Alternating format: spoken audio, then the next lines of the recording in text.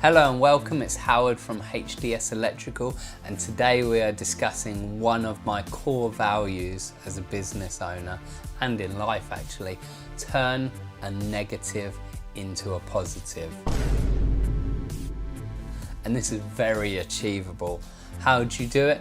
If you make an error, if you make a mistake, if you get something wrong, be honest, be open, be upfront.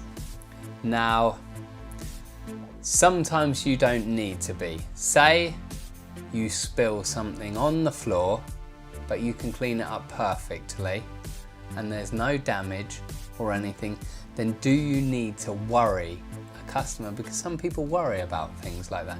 Do you need to worry them? The key result is they've got what they wanted or needed at the end of it.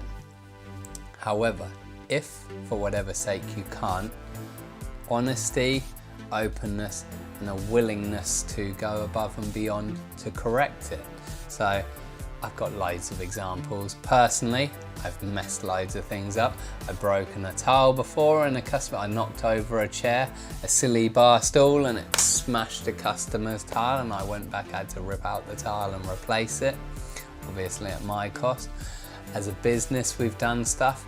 We've caused damage. We've damaged a couple of kitchen units while fitting working round kitchens. One I'm not even sure was us, but we offered to pay for it anyway. The other one was us. Mikey said he damaged it and we offered to pay for it and get it corrected. You know, that's not bad considering we're now at 10 staff. We've been running 10 years, obviously not all at 10 staff, but to damage 2 kitchen units in that time isn't bad. We're carrying in lots of heavy stuff, lots of heavy equipment, manoeuvring ladders, towers, working around other trades, working around tools, working around materials. You can't expect everything to go right all the time. And if you do, then you set yourself up for an unrealistic expectation. That's not just something I'm saying to the tradesmen, that's something I often say to the customers, because you don't want someone who tells you it's all going to be perfect and okay, because how can it be? If we're relying on us, we're relying on other tradesmen, we're relying on a host of suppliers, we're relying on delivery times, we're relying on things like COVID changing the landscape of the whole industry or the world. How can everything go right? How can everything go smoothly? So if you're with someone who tells you it will, then I'm afraid that's unrealistic. What you want is someone who tells you that if there is a mistake or if there is an issue, whether it be their fault or something else, they're gonna do what it takes to try and rectify it for you. Might not be initially perfect, it might not be in the timescale you want immediately, and of course it might not be the outcome you want, because everyone would prefer if everything goes perfect. But what you want is to finish perfect, or as perfect as you can be.